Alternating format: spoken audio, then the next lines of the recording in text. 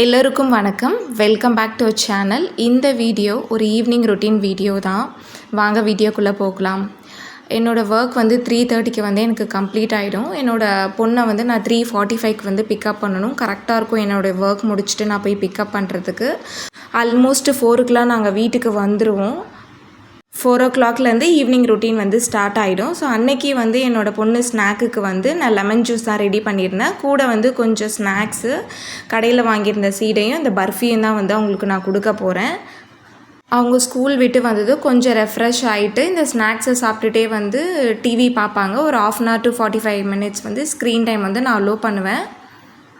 அடுத்து எங்கள் சின்ன குட்டிக்கு பால் தான் நான் ரெடி பண்ணிகிட்ருக்கேன். ஸோ அவங்களுக்கு ஈவினிங் பால் மட்டும்தான் கொடுப்பேன். குடிச்சிட்டு அவங்களுக்கு ஏதாச்சும் பசிச்சுன்னா அவங்களே கேட்பாங்க ஸ்நாக்ஸ் இல்லாட்டி ஃப்ரூட்ஸை. அப்படி இல்லைனா வெறும் பால் மட்டும்தான் குடிப்பாங்க. பால் ரொம்ப சூடாக இருக்குது. கொஞ்சம் வெயிட் பண்ணிவிட்டு தான் அவங்களுக்கு நான் கொடுக்கணும். அடுத்து என்னோடய டீ டைம். இந்த டீ தான் ஈவினிங் ரொட்டீனை கிக் ஸ்டார்ட் பண்ணும். ஸோ பால்கனியிலேருந்து டீயை குடிச்சிட்டு ஒரு 5 minutes உட்காந்து என்னென்னலாம் பண்ணணும் பிளான் பண்ணிவிட்டு என்னோடய ஈவினிங் ரொட்டீனை நான் ஸ்டார்ட் பண்ணிவிடுவேன். என்னோடய பொண்ணு மாண்டெசரி ஸ்கூலில் படிக்கிறாங்க, grade 2. ஸோ நார்மலாக புக்ஸ், நோட்ஸ், இந்த ஹோம் ஒர்க்ஸ் எதுவுமே வீட்டுக்கு வராது. ஸோ புக்ஸ் கொடுக்கும் போது வீட்டுக்கு வரும். நம்ம கவர் பண்ணி நம்ம திருப்பி கொடுத்துட்டா அவங்க ஸ்கூல்லே வச்சு மெயின்டைன் பண்ணுவாங்க. இவங்க board IGCSE board. Last year வரைக்கும் கேம்பிரிட்ஜ் புக் தான் யூஸ் பண்ணியிருந்தாங்க. பட் இந்த இயர் PSN புக்கை மாற்றிருக்காங்க. பட் கேம்பிரிட்ஜ் புக்கே ரொம்ப நல்லா இருந்துச்சு. இது அதை விட கொஞ்சம் அட்வான்ஸ்டாக இருக்குன்னு சொல்லியிருந்தாங்க. இவங்க மேக்ஸ்லாம் நிறைய ப்ராஜெக்ட் பண்ணுவாங்க. நிறைய ரிட்டன் ஒர்க்லாம் உங்களுக்கு இருக்காது. ஃபுல்லாக ப்ராக்டிக்கலில் பண்ணுறதுனால மேக்ஸில், இங்கிலீஷ்லலாம் நிறைய ப்ராஜெக்ட்ஸ் இருக்கும். சயின்ஸ்லலாம் அதெல்லாம் பார்க்க ரொம்ப நல்லாயிருக்கும். இப்போ ஒரு செகண்ட் ஸ்டாண்டர்ட் பசங்க இவ்வளோ ப்ராஜெக்ட் இப்படி பண்ணுறாங்களான்ட்டு நமக்கு ப்ரெசன்டேஷன் பண்ணும்போது நமக்கே ரொம்ப நல்லாயிருக்கும். ஸோ கூடவே கவர் பண்ணி வச்சிடலாம் புக்கை. ஏன்னா நான் நாளைக்கு கொடுத்து விடணும். ஸோ கவர் பண்ணி கொடுத்துட்டா இதோட புக்ஸ் வீட்டுக்கு வராது. மந்த்லி ஒன்ஸ் அவங்க ரெக்கார்ட் நமக்கு மெயில் பண்ணுவாங்க. அதில் அவங்களுடைய சிலபஸில் எந்தெந்த ஒர்க்லாம் இவங்க கம்ப்ளீட் பண்ணியிருக்காங்க. ஸோ எந்தெந்த ஒர்க்கில் பிகினிங்கில் இருக்கிறாங்க, ஸோ எந்த ஒர்க் கம்ப்ளீட் பண்ணிட்டாங்க, ஸோ மாஸ்டராக எந்த ஒர்க்கில் இருக்காங்க. மாஸ்டர்னால் அவங்க அவங்க ஜூனியருக்கு அந்த கான்செப்டை மெட்டீரியல் வச்சு அவங்க டீச் பண்ணணும். ஸோ மாஸ்டரில் லெவலில் இருக்காங்களான்றது கம்ப்ளீட்டாக எவ்ரி மந்த் ஸ்கூலில் நமக்கு அனுப்பிச்சிடுவாங்க. நான் 15 days once maths and science books மட்டும் எடுத்துகிட்டு வர சொல்வேன். ஃப்ரைடே எடுத்துகிட்டு வருவாங்க. சாட்டர்டே சண்டே நான் பாப்பா என்னென்னலாம் முடிச்சிருக்காங்க பார்த்துட்டு மண்டே போய் சப்மிட் பண்ண சொல்லுவேன். இப்படி எடுத்துகிட்டு பேரண்ட்ஸ் கேட்டுனா பசங்க எடுத்துகிட்டு காமிக்கலாம் வீட்டில். நம்ம சைடு எந்த எஃபோர்ட்டுமே அவங்க கேட்கவே மாட்டாங்க. இண்டிவிஜுவலாக எல்லா குழந்தைங்களும் அவங்களே பார்த்துப்பாங்க. ஸோ நான் போன வருஷம் என்ன பண்ணேன், ஹேண்ட் ரைட்டிங் கொஞ்சம் இவங்களுக்கு சரியில்லைன்ட்டு நான் வீட்டில் ஹேண்ட் ரைட்டிங் தனியாக ப்ராக்டிஸ் பண்ண ஆரம்பித்தேன். ஸோ அதப்போ கர்சிவ் ரைட்டிங் ஒரு புக்கு வாங்கி நான் அதை தனியாக ப்ராக்டிஸ் பண்ணியிருந்தேன். அப்போ டி மேலே டச் பண்ணணும், ஜி இப்படி எழுதணும், அந்த மாதிரி நான் அவங்களுக்கு டீச் பண்ணிகிட்டு இருந்தேன். அது ஸ்கூலில் எப்படி கண்டுபிடிச்சாங்கன்னு தெரியல. அங்கே அவளோட ஹேண்ட் ரைட்டிங் சடனாக மாறிச்சா என்னன்னு தெரியல. என்னை கூப்பிட்டு கேட்டாங்க, நீங்கள் ஏதாச்சும் ஹேண்ட் ரைட்டிங்க்கு ப்ராக்டிஸ் பண்ணுறீங்களான்னு கேட்டாங்க. நான் ஆமான்னு சொன்னதுக்கு, நீங்கள் எதுக்கு ப்ராக்டிஸ் பண்ணுறீங்க, நாங்கள் உங்களை ப்ராக்டிஸ் பண்ண சொல்லலை, நீங்கள் விட்டுருங்க, அவங்க எப்படி எழுதுகிறாங்களோ இப்போதைக்கு அப்படியே எழுதட்டும், பட் அது ஆட்டோமேட்டிக்காக கரெக்ட் ஆகிடும்ன்ட்டு அவங்க சொன்னாங்க. மற்ற எதுவுமே நான் பெருசாக அவங்களுக்கு டீச் பண்ண மாட்டேன். ஏன்னா மாண்டெசரின்றதுனால வே ஆஃப் டீச்சிங் அங்கே வேறு மாதிரி இருக்கும். ஸோ நமக்கு தெரியாது அது எப்படி டீச் பண்ணுறதுன்னு தெரியாது. இப்போ மேக்ஸே எடுத்துக்கிட்டாலும் டேபிள்ஸ்க்கெலாம் அவங்க சூப்பரான மெட்டீரியல்லாம் வச்சுருப்பாங்க. மேக்ஸ் அடிஷன், டிவிஷன், ஃபஸ்ட் ஸ்டாண்டர்ட்லேயே அவங்க டிவிஷன் வரைக்கும் அடிஷன், மல்டிப்ளிகேஷன், டிவிஷன் எல்லாமே முடிச்சுட்டாங்க. அவங்களுக்கு அழகான ஒரு டூல்ஸ்லாம் இருக்கும். அதை வச்சு அவங்க பண்ணுவாங்க. அதனால் நம்மளால் வீட்டில் அதை டீச் பண்ண முடியாது. அதனால் இப்போதைக்கு பேரண்ட்ஸ் கிட்ட அவங்க எதுவுமே சப்போர்ட்டு கேட்க மாட்டாங்க. ஸ்டூடெண்ட்ஸ் எல்லாருமே அங்கேயே பார்த்துருவாங்க. ஒரே ஒரு விஷயம் என்ன சொல்லுவாங்கன்னா, நாங்கள் ஸ்கூல் சேர்த்ததுலேருந்து ப்ரீகேஜிலேருந்தே என்ன சொன்னாங்கன்னா, புக் ரீடிங் மட்டும் நீங்கள் வீட்டில் கொடுங்க. அதுவும் எந்த மாதிரி புக்ஸ்லாம் இருக்கணும், மாரல் ஸ்டோரிலாம் கம்ப்ளீட்டாக இருக்கவே கூடாது. ஸோ இது கெட்டது, இது பண்ணக்கூடாதுன்ற அந்த மாதிரி மாரல் ஸ்டோரிலாம் இருக்கவே கூடாது. கெட்டதுன்றதே அவங்களுக்கு ஃபஸ்ட்டு சொல்லக்கூடாதுன்னுவாங்க. ஸோ அவங்க புக்ஸ்லாம் அதுக்கப்புறம் அவங்கக்கிட்ட சப்போர்ட் கேட்டு தான் புக்ஸ்லாம் எப்படி சூஸ் பண்ணணும்னு கேட்டு தான் நான் இனிஷியலாக புக்கை வாங்கி கொடுத்தோம். ஒரு பீரியடில் புக்ஸ் வாங்கவே முடியல. பிகாஸ் ரிப்பீட்டடாக இருக்க புக்ஸ் வந்து பசங்க படித்ததே திருப்பி படிக்க மாட்றாங்க. உடனே நாங்கள் என்ன பண்ணிட்டோம், பேரண்ட்ஸ் ஸ்கூலில் எக்ஸ்சேஞ்ச் பண்ண ஆரம்பிச்சிட்டோம். பட் ஃபஸ்ட் ஸ்டாண்டர்ட் போனதுலேருந்து லைப்ரரி ஆக்சஸ் வந்து ஸ்கூல்லே கொடுத்துட்டாங்க. அதனால் புக்கு வாங்குகிற வேலை வந்து எங்களுக்கு ஸ்டாப் ஆகிடுச்சு. ஸோ வீக்லி ஒன்ஸ் வந்து புக்கு வந்து வந்துடும். நெக்ஸ்ட் வீக் வந்து ரிட்டர்ன் பண்ணுவோம். நான் வந்து டெய்லி வந்து 30 to 45 மினிட்ஸ் வந்து இங்கிலீஷ் வந்து நான் ரீட் பண்ண வைப்பேன். அது வந்து இந்த புக்கு அந்த புக்கெலாம் இல்லை, ஜென்ரலான ஒரு புக்கு தான். So last year first standard படிக்கும் போதே அவங்களுக்கு வந்து இங்கிலீஷ் ரீடிங் பிளண்ட் பண்ண ஆரம்பிச்சிட்டாங்க. பட் ஆனால் மைண்ட் ரீடிங் லாஸ்ட் இயர் வரல. ஸோ அது கொஞ்சம் நல்லா வரணும். நிறைய ட்ரிக்கி வேர்ட்ஸ்லாம் அவங்க கற்றுக்கணும். நிறைய ரூல்லாம் இருக்கும். ஸோ அதெல்லாம் நெக்ஸ்ட் லெவல் ஆஃப் ஃபோனிக்ஸ் வந்து இப்போ வந்து நான் வீட்டில் ப்ராக்டிஸ் பண்ணுறேன். ஸ்கூலில் வந்து பண்ணுறாங்க. பட் வீட்டில் வந்து நான் வந்து பண்ணுறேன். பிகாஸ் வந்து நான் என் பொண்ணுக்காக வந்து நான் ப்ராப்பராக நானும் கொஞ்சம் கற்றுக்கிட்டேன் ஃபோனிக்ஸை. இப்போ வந்து ஈயை வந்து நம்ம எப்படி வந்து ஃபோனிக்ஸில் சொல்லுவோம்னா ஏன்னு சொல்லுவாங்க. பட் அதுவே 2 ஈ வரும்போது அதை வந்து ஈன்ட்டு நம்ம படிக்கணும். ஸோ 2 வவல்ஸ் வரும்போது வந்து ஃபஸ்ட் இருக்க வவல்ஸோட ஒரிஜினல் சவுண்ட் வந்து நம்ம வந்து படிக்கணும். ஸோ இந்த மாதிரி நிறைய ரூல்ஸ்லாம் இருக்குது. அதுவும் இல்லாமல் நிறைய ட்ரிக்கி வேர்ட்ஸ்லாம் இருக்குது. ஸோ அதெல்லாம் ரிப்பீட்டேஷன் பண்ணும்போது அவங்களுக்கு தெரிஞ்சிடும். ஸோ அதுக்கான ஒரு டூல் வந்து நான் தேடும் போது நான் ஸ்கூலில் கேட்டேன். நான் லீவில் லாஸ்ட் இயர் ஆனுவல் அதான் ஃபைனல் பேரண்ட்ஸ் மீட்டிங் அப்போது நான் வந்து லீவில் ப்ராக்டிஸ் பண்ண போகிறேன், என்ன புக்குன்னு கேட்கும்போது அவங்க கிளாஸ் டீச்சர் சொன்னாங்க இந்த மாதிரி புக்கு கொடுங்கன்ட்டு எனக்கு கொடுத்தாங்க. ஃபோட்டோ எடுத்துகிட்டு வந்து நான் எல்லாத்துலேயுமே சர்ச் பண்ணேன். ஃப்ளிப்கார்ட், அமேசான் எல்லா புக் சைட்லேயுமே சர்ச் பண்ணேன். எனக்கு இந்த புக்கு கிடைக்கவே இல்லை. கடைசியாக ஆத்தரோட மெயில் ஐடிக்கு வந்து நான் மெயில் பண்ணேன். எனக்கு இந்த மாதிரி வேணும்னு கேட்டப்போ அட்ரஸ் கொடுத்தப்போ அவங்க எனக்கு சென்ட் பண்ணியிருந்தாங்க. ஸோ வந்து ஒரு சூப்பரான ஒரு டூல். இதை வந்து டெய்லியுமே படிக்க வைப்பேன். இல்லை 14 புக்ஸ் இருக்குது குட்டி குட்டியாக.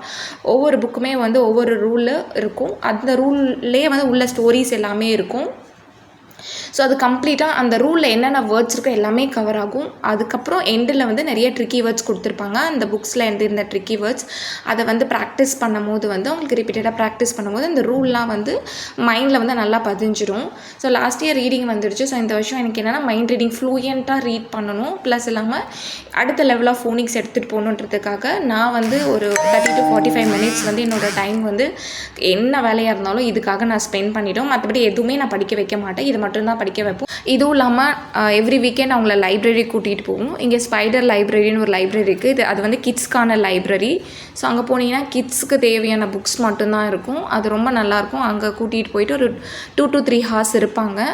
அதுவும் இல்லாமல் இவங்க எங்கள் ஏரியாவில் இருக்க புக் ரீடிங் கம்யூனிட்டியில் அவங்க மெம்பராக இருக்காங்க. அது வந்து சாட்டர்டே 6:30 to 8:30, அங்கே வந்து 7:30 to 8:30 வரைக்கும் போயிட்டு அங்கே இருக்கவங்க கூட வந்து அவங்க புக் ரீட் பண்ணுவாங்க. இது எதுவுமே வந்து நாங்கள் ஃபோர்ஸ் பண்ணி என் குழந்தைக்கு வர வைக்கலை. ஸோ இனிஷியலாகவே வந்து நாங்கள் ஃபேமிலியாக இது எல்லாமே பண்ணோம். லைப்ரரியாக இருக்கட்டும், நாங்கள் 4 பேருமே போய் லைப்ரரியில் உட்காருவோம். ஸோ புக் ரீடிங் கம்யூனிட்டிலையும் 6:30க்கு வந்து ஃபேமிலியாகவே போய் உட்காருவோம். ஸோ இங்கே கூட வந்து அவங்களுக்கு வந்து இது வந்து ரொம்ப பிடிச்சி போயிடுச்சு. இப்போயும் வந்து என் பொண்ணுக்கிட்ட வந்து லைப்ரரி போகலாமான்னு கேட்டேன்னா அவங்க வந்து நோன்ட்டு ஒரு நாள் கூட சொன்னதே கிடையாது. அவ்வளோ எக்ஸைட்மெண்ட்டாக வந்து அவங்க லைப்ரரி போவாங்க. ஸோ அவங்க படித்து முடிச்சிட்டாங்க. அதுக்கு மேலே எதுவுமே நான் வந்து எந்த ஒர்க்குமே அவங்களுக்கு கொடுக்க மாட்டேன். அந்த 30 to 45 மினிட்ஸ் படிக்க வைக்கிறது மட்டும்தான். அதுக்கப்புறம் அவங்க சிஸ்டர்ஸ்க்கு வந்து அவங்க புக் ரீடிங் வந்து ஏதோ சொல்லி கொடுத்துட்டு இருந்தாங்க. ஸோ இது மாதிரி அவங்க தங்கச்சிக்கு சொல்லி கொடுத்துட்டு இருந்தாங்க. முடிச்சதும் வந்து டின்னர் டைம் ஆகிடுச்சு. எங்கள் வீட்டில் வந்து இயர்லி டின்னர் தான். 6:30 to 7க்கு வந்து நாங்கள் டின்னரே முடிச்சிடுவோம். ஸோ அன்னைக்கு வந்து கேரட் தோசை, கருவேப்பிலை பொடி, கொஞ்சம் வந்து ஃப்ரூட்ஸு. ஸோ இதுதான் வந்து பசங்களுக்கு கொடுத்தேன். 2 பேரும் இதை தான் சாப்பிட்டாங்க. நானுமே இதை தான் சாப்பிட்டோம். டின்னர் முடிச்சது ஒரு 1 hour போல் வந்து அவங்க விளையாடிட்டு இருப்பாங்க 2 பேரும். சம்டைம்ஸ் வந்து அலெக்ஸாவில் பாட்டு போட்டு டான்ஸ் ஆடிட்டு இருப்பாங்க. இதெல்லாம் வந்து மறுநாளுக்கு தேவையான திங்ஸ் எல்லாத்தையுமே வந்து அவங்க பேக் பண்ணிப்பாங்க. டெய்லி ஒரு ஸ்பேர் ட்ரெஸ், அந்த லஞ்ச் டவல், வாட்டர் பாட்டில் இது எல்லாமே வந்து வாஷ் பண்ணி வச்சதும் ப்ராப்பராக எடுத்துகிட்டு போய்ட்டு வைக்கிற வேலைலாம் அவங்கக்கிட்ட நான் கொடுத்துருவேன். அதுக்கப்புறம் சின்ன சின்ன வீட்டு வேலையுமே சொன்னேன்னா வந்து அவங்க பண்ணுவாங்க. அப்புறம் அவங்க டு டூ லிஸ்ட்டை வந்து டிக் பண்ணுவாங்க. அவங்களுக்குன்னு ஒரு ஷெடியூல் போட்டு வச்சுருக்கோம். அது வந்து நான் முன்னாடியே ஒரு வீடியோவில் சொல்லியிருந்தேன். ஸோ அதை வந்து டிக் பண்ணிவிட்டு அதை என்னெல்லாம் கம்ப்ளீட் பண்ணுறதை அதை டிக் பண்ணுவாங்க. 8 மணிக்கெலாம் வந்து பசங்களை போயிட்டு படுக்க வச்சுருவேன். சம்டைம்ஸ் வந்து 7:45 படுக்க வச்சுருவேன். ஸோ 8:30 போலே வந்து தூங்கிடுவாங்க. 8:15 தூங்கிடுவாங்க. இப்போது டைம் வந்து 8 o'clock ஆகுது. ஸோ என் ஹஸ்பண்ட் ஆஃபீஸ்லேருந்து வந்துட்டார். பசங்களை அவர் வந்து தூங்க வைக்க போயிட்டார். ஸோ எனக்கு வந்து கொஞ்சம் ஒர்க் இருக்குது. நான் ஒரு 2 கம்பெனியை வந்து அனாலிசிஸ் பண்ணணும். ஸோ அந்த ஒர்க் வந்து ஒரு 1 hourல உட்காந்தா கொஞ்சம் பண்ணிவிடுவேன். ஸோ அதனால் நான் வந்து ஒர்க்கை வந்து ஸ்டார்ட் பண்ணிட்டேன். நான் மோஸ்ட்லி வந்து என்னோடய ஒர்க் ஃபுல்லாமே வந்து நோட்ஸ் வந்து கையால் எழுதுவேன். கையில் எழுதுறது வந்து எனக்கு ரொம்ப பிடிக்கும். நான் நிறையா நோட் அந்த 5 இயர்ஸாகவே ஒவ்வொரு கம்பெனி பற்றி அவ்வளோ நோட்ஸ் வந்து நான் எழுதி வச்சுருக்கேன். அது என்னன்னு தெரியல, கையில் எழுதி பார்க்குறது வந்து எனக்கு ரொம்ப பிடிக்கும். சம்டைம்ஸ் என்னோடய ஒர்க் வந்து என்னோடய கிளைண்ட்டுக்கு ஷேர் பண்ணுற மாதிரி இருந்தால் அப்பயும் நான் கையில் தான் எழுதுவேன். எழுதிட்டு ஃபோட்டோ எடுத்துகிட்டு ChatGPTயில் வந்து பிடிஎஃபாக கன்வெர்ட் பண்ணிவிட்டு அவங்களுக்கு நான் சென்ட் பண்ணுவேன். ஸோ இந்த மாதிரி ஒரு கம்பெனியை பற்றி டீப் அனாலிசிஸ் பண்ணணும், ஃபண்டமெண்டல் அண்ட் டெக்னிக்கல் ரெண்டுமே பண்ணணும். அதுக்கப்புறம் வந்து நியூஸ்லாம் கொஞ்சம் கலெக்ட் பண்ணணும்னா பசங்க தூங்க வச்சுட்டு பிறகு தான் பண்ண முடியும். ஏன்னா US மார்க்கெட் வந்து ஓப்பனிங் வந்து 7:30 PM, நம்ம டைம் பார்த்தா 7:30 PMக்கு தான் அங்கே ஓப்பன் ஆகும். ஸோ நம்மளுடைய மார்க்கெட் வந்து எதை டிபெண்ட் பண்ணியிருக்கோன்னா US மார்க்கெட்டை டிபெண்ட் பண்ணி தான் இருக்கும். நம்ம ஃபுல்லாக உட்காந்து மார்க்கெட்லாம் பார்க்க முடியாது. நைட்டு தூங்குற வரைக்கும் என்ன இருக்குதுன்னு பார்ப்பேன். முக்கியமான ஈவெண்ட் எதனா இருந்தேன்னா அந்த டைம் நம்ம தூங்குற முன்னாடி வரைக்கும் இருந்தேன்னா அந்த ஈவெண்ட்டுக்காக வெயிட் பண்ணுவேன். அப்படி இல்லைன்னா தூங்கிட்டு மறுநாள் காலையில் எழுந்திருக்கும் போது பார்க்குறது தான். ஸோ கம்பெனியோட ஃபண்டமெண்டல் அனாலிசிஸ் முடிச்சாச்சு. நோட்ஸும் நான் எடுத்து வச்சுக்கிட்டேன். நோட்ஸை வந்து நான் நீட்டாக மெயின்டைன் பண்ணுவேன். ஏன்னா திருப்பியும் நான் அந்த கம்பெனி பற்றி பார்க்கும்போது என்னுடைய நோட்ஸ் தான் நான் ரெஃபர் பண்ணுவேன். திருப்பி ஃப்ரெஷ்ஷாக வந்து ஸ்டார்ட் பண்ண மாட்டேன். ஸோ 5 இயர்ஸாக இந்த மாதிரி ஊறப்பட்ட கம்பெனி நோட்ஸ் வந்து நான் எடுத்து வச்சுருக்கேன். எல்லாமே வந்து ப்ராப்பராக மெயின்டைனும் பண்ணிகிட்ருக்கேன். பாப்பா பிறக்கிறதுக்கு முன்னாடி வந்து கொஞ்சம் டீச்சும் நான் பண்ணிகிட்டு இருந்தேன் கொஞ்சம் பேருக்கு. ஸோ அவங்களுக்கு வந்து என்னோடய நோட்ஸ் வச்சு தான் நான் டீச்சும் பண்ணிகிட்டு இருந்தேன். இப்போது வந்து டீச் பண்ணுறதை வந்து 2 இயர்ஸாக ஸ்டாப் பண்ணியாச்சு. ஒர்க் முடிச்சுட்டு அன்றைக்கான எக்ஸ்பென்சஸையும் நோட் பண்ணிட்டேன். இதை வந்து மறக்காமல் நைட்டு தூங்கும் போது நோட் பண்ணிவிடுவேன். இல்லாட்டி மறுநாள் நானே மறந்துடுவேன் சில விஷயத்த. ஸோ முடிச்சுட்டு தூங்கலாம் தான் நினச்சேன். ஸோ அதுக்கப்புறம் வந்து இன்னொரு 1 மணி நேரம் உட்காந்தா டெக்னிக்கல் அனாலிசிஸும் ஓரளவு பண்ணிடலான்ட்டு திருப்பியும் லேப்டாப் ஆன் பண்ணி டெக்னிக்கல் பார்ட் வந்து கொஞ்சம் கவர் பண்ணிடலான்ட்டு அதுக்கு ஒர்க் பண்ணிகிட்டு இருந்தேன். ஏன்னா டே டைம்லலாம் இந்த மாதிரி வந்து டிஸ்டர்பன்ஸ் இல்லாத டைம்லாம் எனக்கு கிடைக்காது. என் பொண்ணு தூங்கும் போது ஒரு 2 மணி நேரம் கிடைக்கும். அப்போது வந்து லைவ் மார்க்கெட் பார்க்குற மாதிரி சம்டைம்ஸ் இருக்கும்.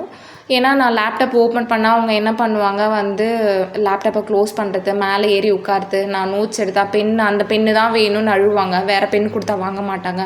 இந்த நோட்டு தான் வேணும்ன்ட்டு அந்த மாதிரி சில சேட்டைகள்லாம் பண்ணுவாங்க. இந்த மாதிரி ஒரு டைம் வந்து நமக்கு கிடைக்காது. ஸோ மோஸ்ட்லி இந்த மாதிரி ஒர்க்லாம் வந்து நான் நைட் டைம் தான் நான் வச்சுப்பேன் பசங்க தூங்கிட்ட பிறகு. ஸோ அன்றைக்குமே வந்து எஃபெக்டிவாக போச்சு ஒர்க் அந்த டைமில். இப்போ டைம் வந்து 10:30. ஒர்க் வந்து முடிச்சிட்டேன். எடுத்து வச்சுட்டு தூங்க தான் போகிறேன். அதுக்கு முன்னாடி ஒரு குட்டி வேலை இருக்குது.